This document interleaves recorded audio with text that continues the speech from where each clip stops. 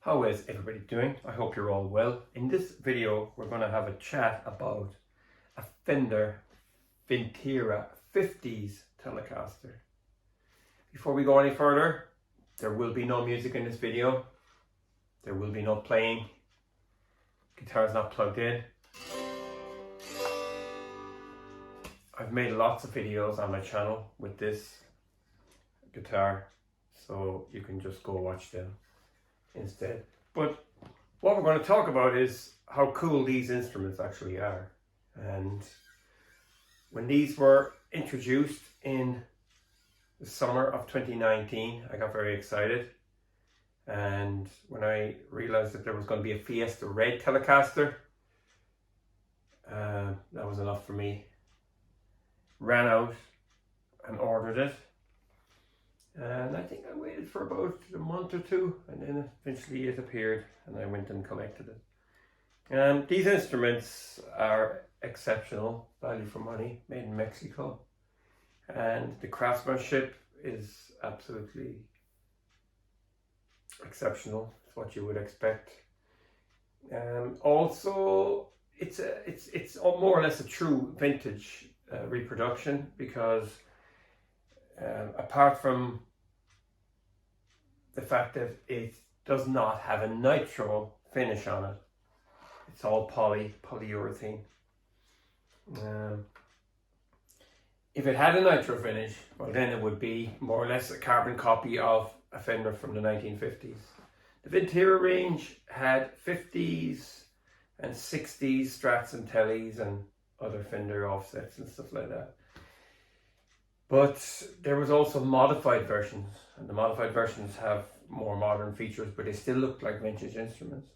But this one is true to the 50s, and for a time, it was probably the only Fender that was actually true to the 1950s.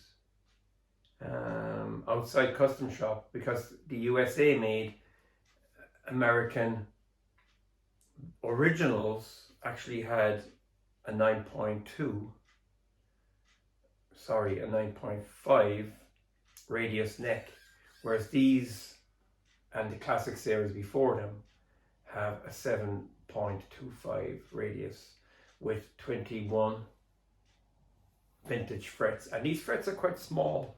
Some people call them spaghetti frets. They're quite small. If you're coming from a 9.5 with jumbos or medium jumbos, you'll kind of get a shock. It's like, what? You know, and then you've got the 7.25 curvature to deal with, to set up. You know, they can choke out.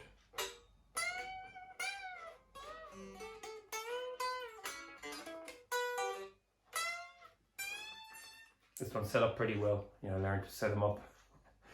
But yeah, it's a fantastic instrument, and you know, if you want to have a vintage guitar in your arsenal without actually breaking the bank, you know, I guess, you know, if you really want nitro, this isn't going to tickle your fancy. But if you want a vintage sounding Telecaster that's quite accurate, well, then you can't lose with this. So it has an alder body and a maple one-piece neck, and the Kluson style tuners. Beautiful tuners. I love these. I've said it before. String tucks in, you wind it, nothing to get caught in.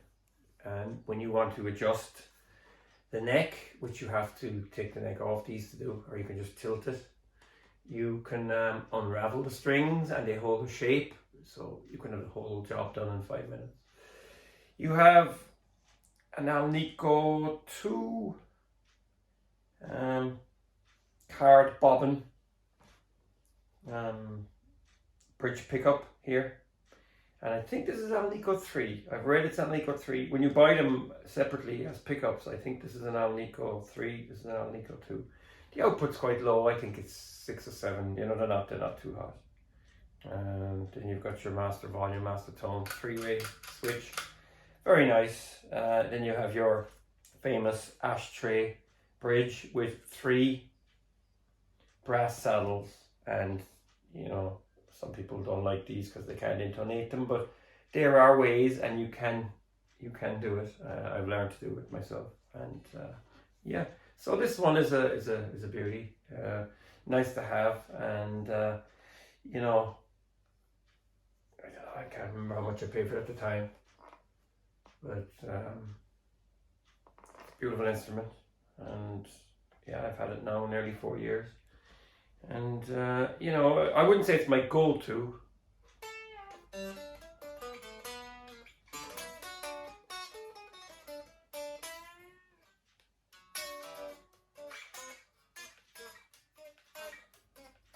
Wouldn't say it's my go-to, you know, but it certainly has a beautiful sound, and you know, like I said, there's lots of videos on the Vintera.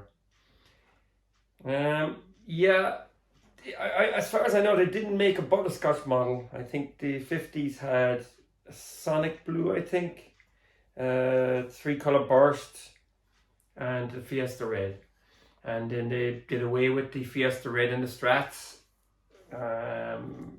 They were always available in the Classic series. Classic series weren't bad. I think the Telecasters were quite good, but the Strats I had the Fiesta Red Strat. I could never set it up properly. Yeah, it must have been it wasn't a great guitar. Yeah, I must admit, but it looked stunning, and I loved it. And you know, I moved it on because it just wasn't doing it for me. The Vintera 50 Strats and 60 Strats are, well, the 60 Strats I don't like because they have a Pulfaro fingerboard instead of rosewood, but the 50s I've played some and they're absolutely fantastic. I nearly bought one, but yeah, I don't think I will. I could have got one really cheap recently, but yeah, I'm kind of, how will I put it? I kind of gone beyond the vintage thing, you know. I was kind of into it there for a while, but I want a guitar that I can sound like myself on. You know, I don't want to go out and buy stuff that's vintage just for the sake of vintage, because the whole industry is running out of vintage. You know, just checking the actual camera. It's still running. Could be rabbiting on here for 10 minutes and then the camera shuts off. But yeah, you know, where was I? Yeah, vintage, you know, when I started playing guitar back in the 80s, I didn't know what vintage was, you know. Vintage kind of started coming out around the early 90s. It was almost like a reaction to grunge. I think Clapton did a few blues albums, so did Gary Moore, Robert Cray. There was some, you know, there were some new players on the scene that were actually, you know, digging into the past and stuff like that. And, you know, blues was kind of given a bit of a rebirth and stuff like that. And then you also had things like, you know, the Boss BD 2 Blues Driver. And yeah, from there on, I think the vintage thing started happening, you know what I mean? Then after that, you had the Fender releasing the tweed amps and stuff like that, you know, the new models and stuff like that, Blues Junior and stuff like that. And so yeah, the whole industry is based on vintage. I kind of went through it for a time, and now I think I've gone out the other side. I prefer hotter guitars. I like a big, bold, heavy sound with Strats and Telecasters. I kind of be more into Highway 1 and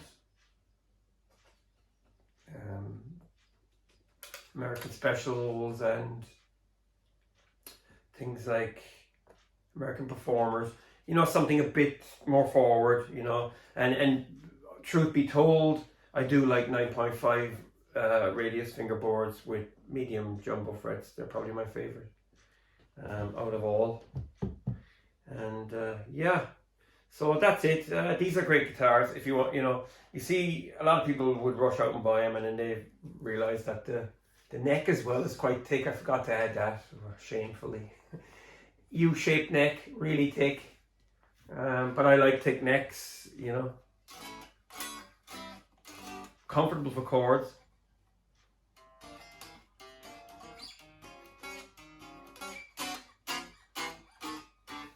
So yeah, they're great guitars, and like I said, if they had only been nitro, well then, you know, they would have been the real deal. You know, there's no way around that. So, you know, if you want nitro, you've got to go up to the AV2 is the new thing now at the moment, and they have actually returned to the 7.25 radius fingerboard.